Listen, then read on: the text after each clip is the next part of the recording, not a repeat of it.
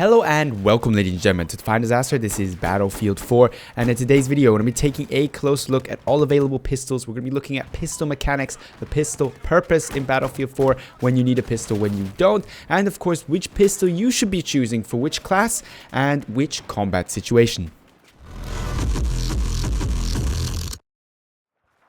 Before we get stuck into specific pistols in Battlefield 4, specific pistols you should be choosing for specific combat roles or classes, let's start off with a little bit more of a general approach to this topic. When do you need a pistol and to what end do you need it?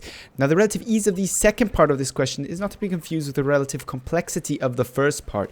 Killing people is the purpose of a pistol. That's relatively simple, but when you're going to be using a pistol is a little bit more complex and of course dependent both on playstyle and class. For one, most people will be using pistols to finish off kills. That is in close to medium range, running out of munition, either because you have to still reload your primary or you're completely out on primary munition, and then switching to the secondary gun to either finish off a target or take on a target that may not yet be aware of your position. This is one purpose a pistol can perform, and this in itself is quite wide-ranging given that there's a variety of combat distances and enemy health statuses to consider. There is, however, also other ways of using a pistol, and that is as supplement to your primary weapon, especially relevant for aggressive playing snipers. Snipers that like to get onto objectives may find themselves in close quarter situations where a bolt action rifle is of course in Battlefield 4 and generally of course in first person shooters less than ideal, and will thus switch to their secondary.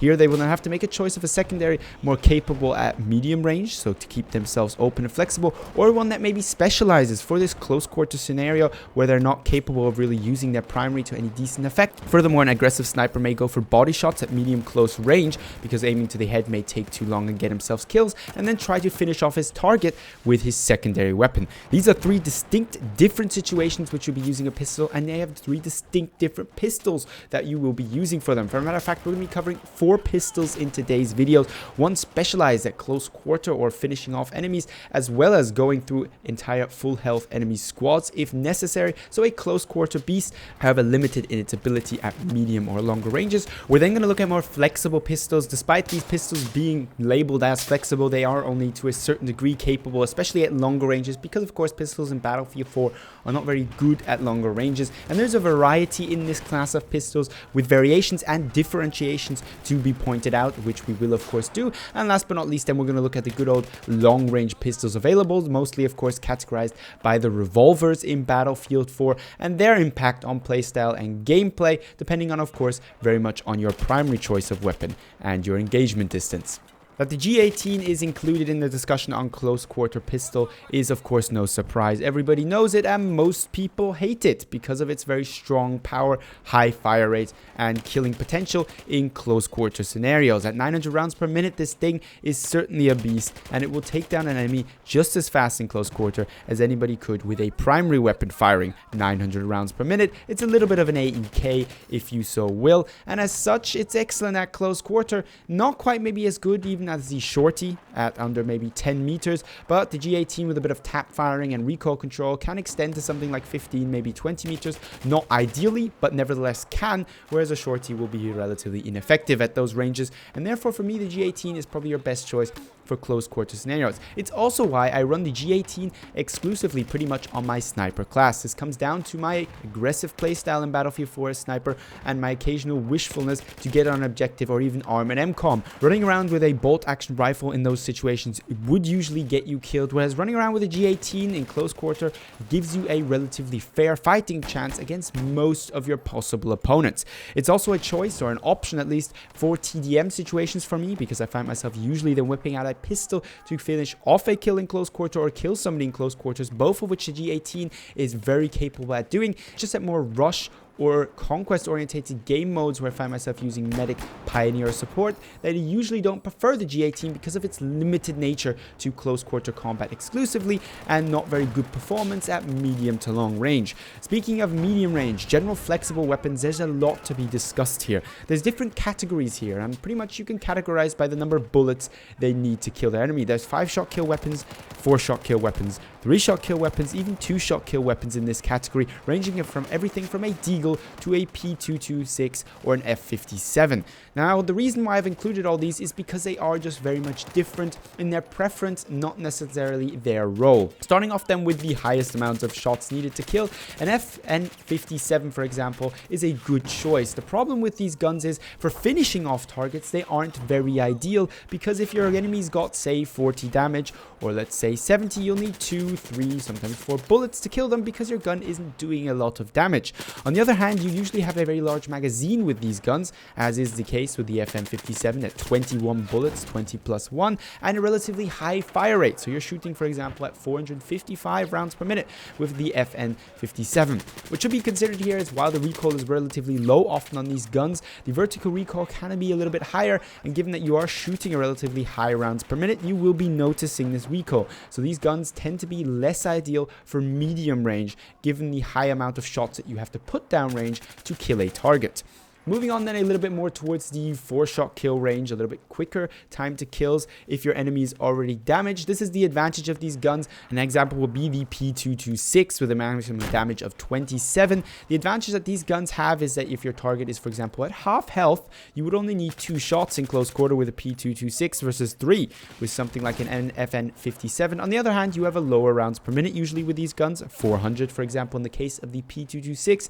You usually have smaller magazine size. In the example of the P226, this is 16, 15 plus 1, and in some cases you actually start to have a little bit more recoil or different recoil models. This is of course making your choice between especially the 4 and 5 shot kill pistols. In my opinion, they are relatively similar in their combat engagement distance. They're more general towards spam fire and close medium range. They're not that great at really taking out targets at medium range or finishing off targets because of their lower amount of damage they're dishing out. This changes a little bit more once we start to move down the number of bullets needed to kill, and we get into territory of something like a compact 45 or an M1911. These guns usually sport a 3-shot kill in close quarter combat, lesser fire rates, and relatively limited magazine size.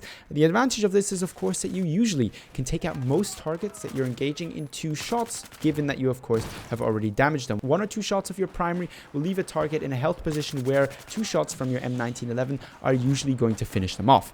Now on the battle between the compact 45 and the M1911, it is a difficult choice to make. The compact has a little bit more of a magazine size, 8 versus 11. The compact has 11. The M1911 has only 8. However, the M1911 is significantly more accurate than the compact 45, making it better suited for target acquisition, maybe at medium range where the ADS accuracy would make a difference than the compact 45. This is not to say that the compact 45 is not as good. It is more close quarter orientated. It is accurate in hip firing, but not so good in its ADS, which is once more which points the M1911 to a little bit more of a medium range with an assault rifle accuracy when aiming down sight and not moving, and an excellent ADS while moving of 0.4. You are more likely to hit your targets at medium range. On the other hand, you do have less bullets to do so, so you better be damn accurate with your shot. Last but not least then, we have the gun that you will usually see me using when running Medic or a number of my other classes in Battlefield 4, the Deagle 44. Now this is a little bit of a legend of a gun, and most people using it, probably including myself, don't just use it for its strong stats or certain playstyle or benefits that it has, but also because it just looks amazing, feels amazing, and somewhat of a legend amongst secondary weapons, pistols in general, both in video games and of course out in the real world on the gun market. Now the Deagle, of course, with its 2-shot kill, 56 maximum damage, comes with a number of drawbacks to it. It's got a low fire rate at 220 rounds per minute, a smaller magazine size at 9 rounds, 8 plus 1, a relatively miserable muzzle velocity at 320, and that is, I should say, unsuppressed, and long reload times, as well as of course hefty recoil with a vertical recoil of 2. That is not to be underestimated. Now the advantages of the Deagle, on the other hand, are of course that it has this potential of one-shot headshot killing people in close quarter combat. Furthermore, it's a guaranteed 2-shot body shot kill in close quarter. Now the reason I like the Deagle so much is because of its finality. If I start to damage a target, I whip out my Deagle, they're usually gone after a single shot. I'm not too much of the headshot guy. I do try to go for it, but who really wants to take full advantage of the Deagle and uses it for tactical reasons and not for the lore will want to be a very accurate accurate shot, capable of trying to go for headshots at close quarters or even medium range to take advantage of the higher damage model that this weapon has. This will make the Deagle probably one of the most effective sidearms out there, but I would not say that it is more flexible than something like an M1911 or a P226 because, of course, of the high amount of recoil, making spam fire in close quarter situations combined with its low fire rate relatively ineffective when compared to the other two guns, and of course its relatively difficulty in using its high benefits of that one-shot headshot kill. But nevertheless, the Deagle has been my sidearm companion for a very long time in Battlefield. I have, for a matter of fact, mastered this weapon, as I have some of the other pistols in today's comparison, one of them being the G18. It is to be put out there, it's a fun gun to use, but maybe not the best, unless you are a crack accurate shot. Last but not least then, we have the long range, the sniper pistols. The last thing you really want to be do in Battlefield 1 is get sniped by somebody using something like a 44 Magnum or the Mare's Leg.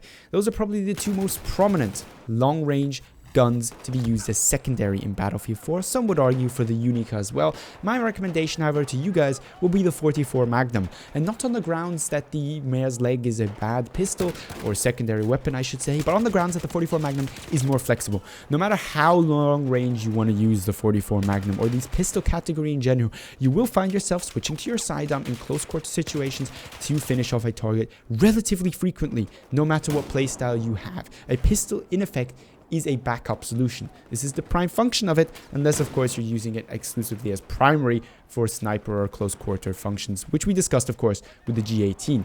And as such, having a decent fire rate is something important for a pistol. Now the 44 Magnum has a fire rate of 150 rounds per minute.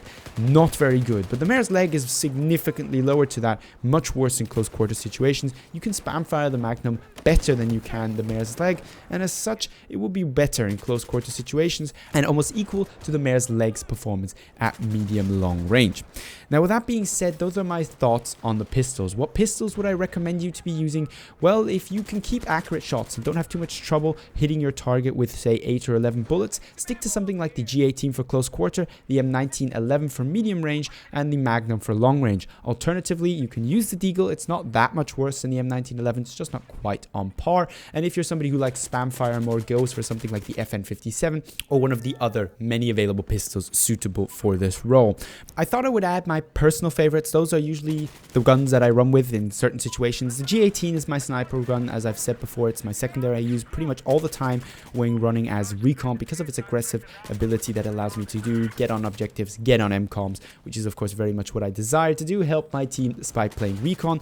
Otherwise, I like to use either the Compact 45 or M1911 for usually either my engineer class and support class, alternatively also for my medic, although I usually on medic, my favorite class, run the Deagle 44 for the style effect, and because I simply just do enjoy playing with the Deagle 44 over all the other guns, it allows me to be a little bit more special on the battlefield, gives me a feeling of a little bit of a challenge when whipping up a secondary, and provides a little bit of entertainment when you occasionally do hit that one-shot headshot that you were not expecting and your enemy wasn't expecting either.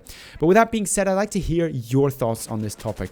Pistols are very much a question of personal preference, and as such there are many capable pistons not mentioned by name in today's comparison. They do, however, all in the grand scheme of things fit into one of the categories discussed today, and they are relatively similar to each other, but not similar enough that you wouldn't notice a difference when using them. So feel free to leave down below your experiences and preferences regarding secondary weapons in Battlefield 4, as well as your future video suggestions for Battlefield 4 or Battlefield 1. But with that being said, at this point I'd like to thank you very much for watching, and hope to see you in the next Battlefield 4 video.